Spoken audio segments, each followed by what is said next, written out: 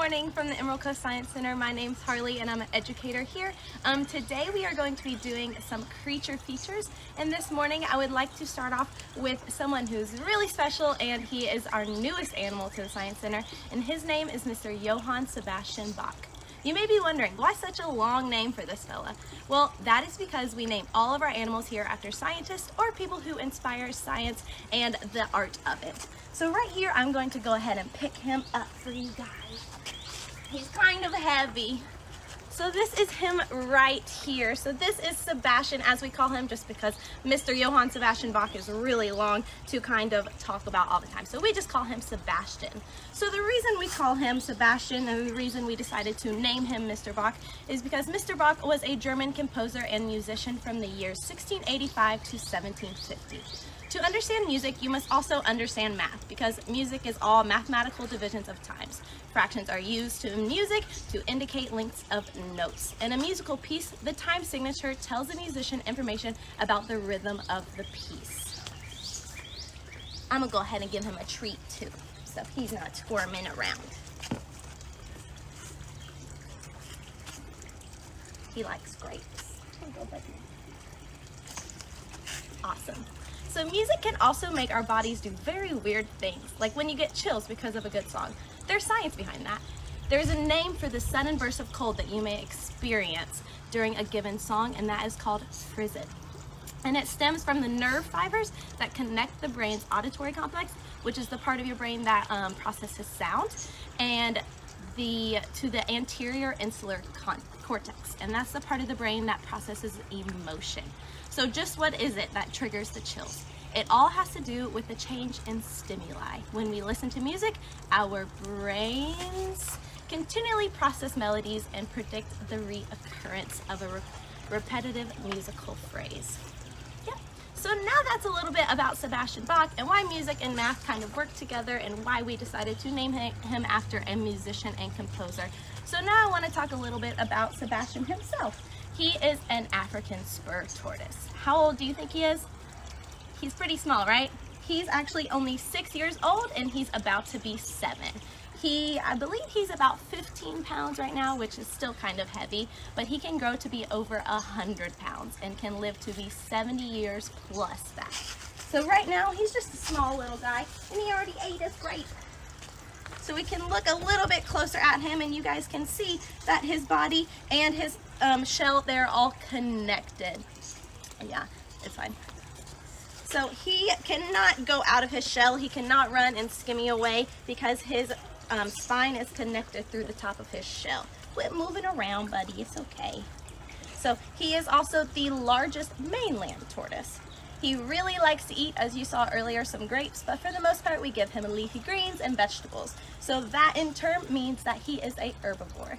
He can, the top of his shell right here is called the carapace, and the bottom is called the plastron. So right here, this is the carapace, and then under here we have the plastron. So this carapace right here on top, I'm gonna get a little closer so you guys can see it.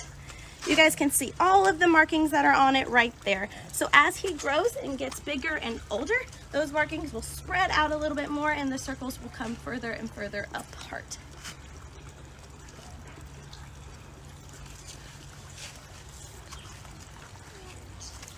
So that's pretty much all we have about Sebastian right there. So just if you guys have any more questions though, you can post it down in the comments and we can talk about that later. But since we did Sebastian already, we are going to actually do another animal for you guys to start off this week. So we're gonna go over here and get Avi. If you guys have been here before, Avi is one of our snakes. There's Sebastian. So right here is Avi.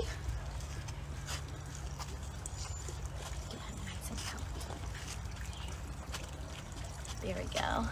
So staying on the math and science train, I want to bring out this guy right here. His name, like I said, is Avi, which is short for Avogadro. So a lot of you guys probably haven't heard of Avogadro before, but some of you guys may have. Avogadro is used in math later on, probably you use him most in chemistry. It is short, it is the Avogadro constant. So, and that is named after an Italian scientist, Amedeo Avogadro. He was alive from 1776 to 1856.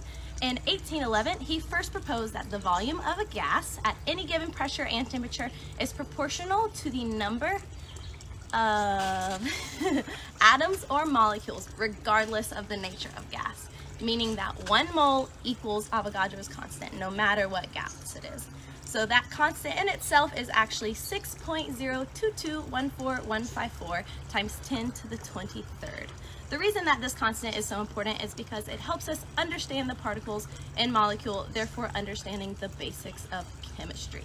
This constant is also known as the conversion factor to help us convert particles, atoms, molecules, all to moles. So it's very, very important for us.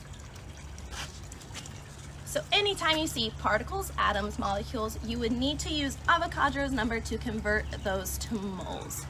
So now that we know about Avi's namesake, let's talk a little bit about Avi as the snake. And no, he cannot do any chemistry. So Avi right here is a ball python. The reason he's called a ball python is because when they feel really comfortable or they just want to be relaxed, they kind of curl up in a little ball. So he's not really doing that right now, but a lot of the times he'll just curl himself up into a little ball. He is an invasive snake, but a lot of people have him as pets because he's also a very common pet to have as a snake. So let's get his head a little bit closer around so you guys can get a closer view. So right here, is that good? You can see his head right there. You guys can see right now what he's kind of doing with his tongue. So he's actually using that tongue so that he can smell what is going on around him. So he sticks his tongue out, he wiggles it around, collects all those smelly particles in the air, then he puts them back into his mouth and it goes to the roof of his mouth. On the roof of his mouth, he has what is called a Jacobson's organ. That Jacobson's organ sends a bunch of little signals to his brain and that tells him what is around him. He also uses on his face, since people aren't here, we can actually get pretty close and look at his face. You guys can see right there, there's also those heat sensors right there around his mouth. So he also uses those to figure out what is around him so that he can find his prey and he can eat it. He really, really likes to eat live rats. We give him and our other larger snake here live rats, and then we give our 2 corn snakes small frozen mice. So he really likes those big live rats, and it really makes him nice and full. He's really squirming around now. Another cool thing about Avogadro is that just like any other snake, snakes have bones. So he entirely, through his body, he has a full skeleton. Some people don't think that they have bones, but they actually do. It goes all the way through their body. But the way he's actually holding on to me is through all of his muscles. And then right here at the end of his body, you can see where he actually will go to use the bathroom. So this part right here, before you see his part where he uses the bathroom, is his tail. So his whole body, it's like basically one long spinal cord. Goes all the way down, and then you have his tail right here. Alrighty, if you have any other questions about Avi, just make sure that you post it down below. So I just wanted to thank you all for joining in on our video. If you have questions about the animals discussed, please feel free to comment below. With the museum being temporarily closed, your science center needs you more than ever. As an independent nonprofit, we do not want excuse me, we could not do what we do without the support of our loyal donors, members, and patrons. Please visit our website or click the donate button if you would like to make a donation to the center. We appreciate every donation, big or small, to help our animals and our center through these uncertain times.